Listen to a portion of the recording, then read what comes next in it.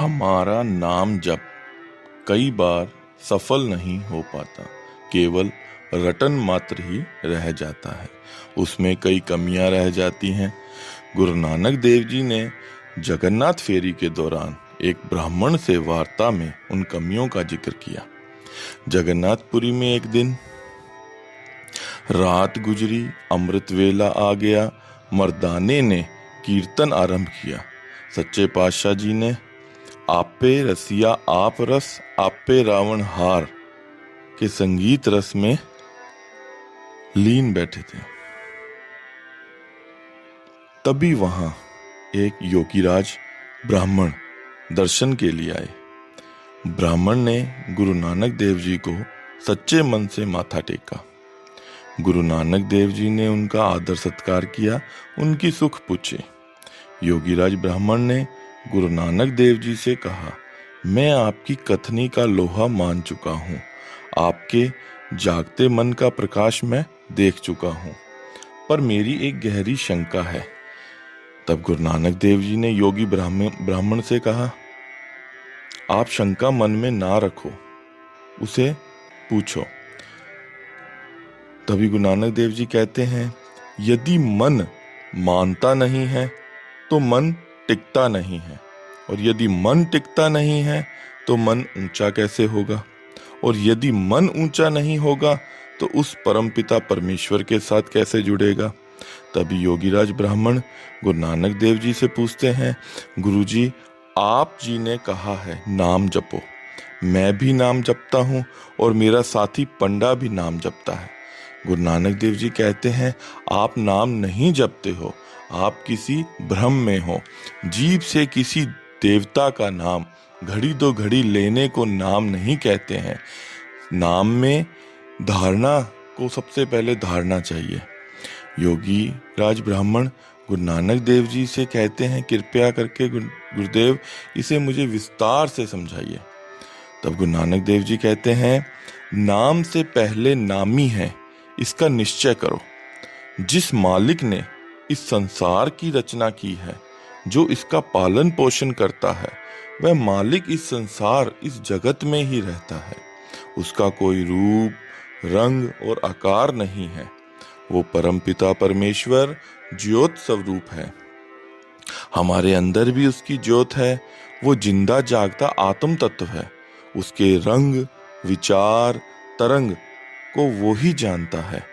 यदि हमारे अंदर की ज्योत का मिलाप बाहर उस परमपिता परमेश्वर की ज्योत के साथ हो जाए तो हमारे अंदर जो छोटी सी ज्योत है उसका प्रकाश बढ़ जाएगा। और यदि हमारे अंदर की ज्योत बुझी हुई है तो जीव केवल सोच में रहेगा, उसका मन हमेशा उदास रहेगा, वह जीव केवल दुख ही पाएगा। उस परमपिता परमेश्वर की ज्योत को नामी कहते हैं और उस परमपिता परमेश्वर को नाम कहते हैं। गुरु नानक देव जी योगीराज ब्राह्मण से कहते हैं कि हमें नाम में नामी की धारणा को धारण करना चाहिए। ध्यान इस जगत का सार है। आपका जिस काम की तरफ ध्यान है वह काम आपका हमेशा सफल हो जाएगा, और जिस काम की तरफ हमारा ध्यान नहीं है वह काम हमारा सफल नहीं होगा। किस प्रकार? विद्यार्थी का ध्यान यदि विद्या में रहता है तो वो ही विद्यार्थी विद्या को प्राप्त करता है। पर सबसे मुश्किल ये है कि हमारा ध्यान इस मन से ऊपर नहीं उठता है। हमें नाम में नामी की धारणा को धारण करके नाम जपना चाहिए, जिससे नाम ने नामी में जाना है। जब नाम द्वारा ध्यान उस परम पिता परमेश्वर की तरफ लग जाए तो इस ध्यान के लगे रहने को ही नाम कहते हैं। जब वो ध्यान उस परम पिता परमेश्वर के साथ लग जाता है तो मन प्रसन्नचित रहने लग जाता है। मन में विभिन्न प्रकार की तरंगें उठती हैं, शुक्राने का भाव पैदा होता है।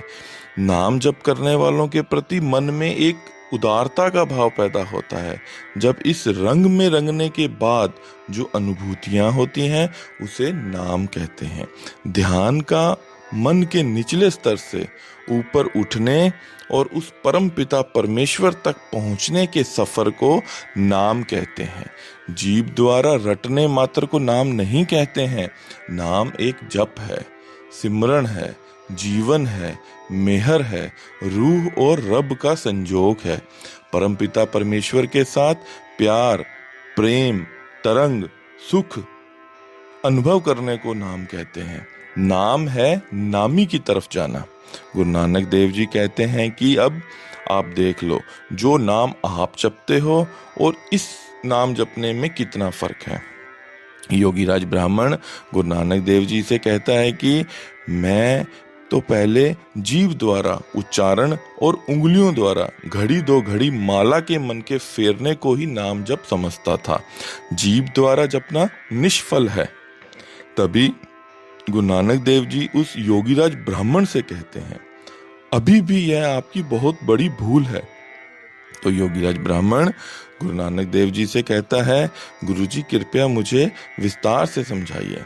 तो गुरु नानक देव जी क्या कहते हैं, जीभ से जपने को सफल नाम कहते हैं। जपना जीभ का कर्म है। जीभ अक्षर उच्चारती है, नाम भी अक्षर का है। नाम आत्मा के जागने को कहते हैं। मन माया के विस्माद में सो रहा है, मरण तुल्य नींद में सो रहा है। इस नींद से उठना और हमेशा जागते रहने को ही नाम कहा जाता है। शरीर की नींद के जागने को कोई नाम नहीं कहते हैं। शरीर की नींद के जागने का कोई अर्थ नहीं है। मन माया विस्माद से जागकर उस परम पिता परमेश्वर की याद में रहता है। परंतु नाम जपने का सफर तो जीभ के नाम जपने से ही होता है। इसलिए जीभ द्वारा जपा नाम निष्फल नहीं है। हाँ, वह एक स्थिति में निष्फल है, यदि नाम जीभ द्वारा उच्चारण करने तक ही सीमित रह जाए। गुरु नानक देव जी योगीराज ब्राह्मण को नाम जप में होने वाली भूलों के बारे में बता रहे हैं। नाम से पहले नामी के बारे में पूरा ज्ञान होना चाहिए। पहले नामी है, फिर नाम है और अंत में दोबारा नामी है। अर्थात आदि और अंत नामी है और बीच में नाम है।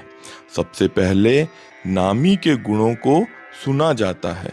नामी के गुणों में मुख्यतः शुक्राने का भाव, नाम जप करने वालों के प्रति उदारता, मन का हमेशा प्रसन्नचित रहना आदि है। इस जीवन में नामी के साथ हो जाना ही हमारा परमार्थ है। ये जो दुख हमें है, इसका मुख्य कारण यह है कि हम नामी से अलग हो गए हैं। उदाहरण के लिए, जैसे एक बच्चा अपने पिता का हाथ पकड़कर एक मेले को देखने जाता है।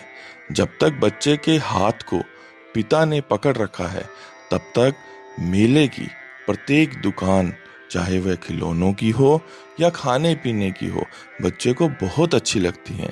बच्चा बहुत खुश होता है उनको देखकर। पर जैसे ही बच्चा भीड़ में गुम जाता है, उसका हाथ अपने पिता के हाथ से अलग हो जाता है, तो बच्चा रोने लगता है। अब भी बच्चा मेले में उन्हीं दुकानों के सामने खड़ा है जिनको देखकर वो पहले खुश हो रहा था। इसका मतलब क्या है कि जब तक हम नामी के साथ हैं, हमें सुख ही सुख है, और जैसे ही हम नामी से अलग हो गए, हमारे ऊपर दुखों का पहाड़ टूट पड़ता है। हर प्राणी सुखी होने के लिए बहुत प्रयत्न करता है, पर माया में सुख ढूंढने वाला हमेशा दुखी ही रहता है, क्योंकि माया परमेश्वर के विपरीत उलट बुलावे का नाम है। माया हमारे और परमपिता परमेश्वर के बीच दूरी का नाम है। हमारा सच्चा सुख उस परमपिता परमेश्वर के साथ रहने में है। यदि प्राणी को सदा सुख रहने की इच्छा हो, तो माया से ऊपर उठकर नाम जप करके नामी तक पहुंचने का सफर तय करे और उस परमेश्वर को पाले, तभी वह प्राणी इस संसार का सबसे सुखी प्राणी होगा। प्राणी नामी के गुणों को सुनता है, क्योंकि उसको पहले देख तो वो सकता नहीं है, क्योंकि वह तो अगोचर है। इस प्रकार जीव नामी के गुणों को सुनकर अपने मन में नामी का एक ख्याल बनाता है और नाम में ध्यान लगाने का प्रयोजन बनाता है। हमारी सबसे पहली भूल क्या है कि हम उस नामी का ध्यान किए बिना ही नाम जपना शुरू कर देते हैं।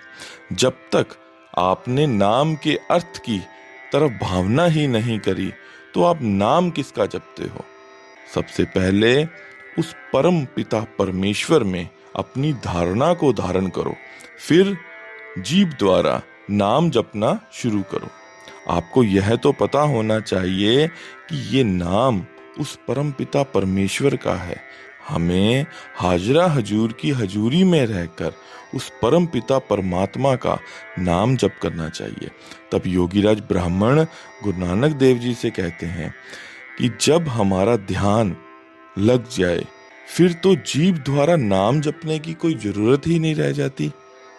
तब गुरु नानक देव जी योगीराज ब्राह्मण से कहते हैं, यदि ध्यान लग जाए, हमारे मन में उस परम पिता परमेश्वर की याद आ जाए, साईं की कीर्ति और साईं के प्रति प्यार जाग जाए, ख्याल अनुभव में बदल जाए, तो कार्य सिद्ध हो गया, नाम प्राणों में बस जाएगा। योगीराज ब्राह्मण गुरु जी से कहता है, हे गुरुदेव, ऐसा तो वही जीव कर सकता है जिस पर उस परम पिता परमेश्वर की विशेष कृपा हो। गुरु नानक देव जी कहते हैं, हमारे जीवन का प्रयोजन यह है कि जो इस संसार को चला रहा है उस परम पिता परमेश्वर से मिलना। पर सबसे बड़ी मुश्किल यह है कि हमारा ध्यान माया से ऊपर उठकर एकदम नामी तक नहीं पहुंचता है। समझने में तो ध्यान में बहुत फर्क है। समझने को तो मनुष्य कितना ही समझ जाए, परंतु ध्यान तो उसका अभी भी निचले तल पर ही है। हमें हमेशा प्रयास करना पड़ता है कि ध्यान माया से हमेशा ऊपर उठे, तो हमें उसके लिए कार्य करना पड़ता है, क्योंकि हम देहधारी हैं। हमें इस बात की अच्छी प्रकार से समझ है कि ध्यान को माया से उठाकर उस नामी तक जोड़ना है। पर हमारे लिए सबसे बड़ी बात यह है कि यह ध्यान ही हमारे बस में नहीं है। ध्यान को मोड़ने का तरद्दत करना है। एक बात और है कि मन का असर शरीर पर पड़ता है और शरीर का असर मन पर पड़ता है। जो कार्य शरीर से करें, मन उसका अक्ष ले लेता है।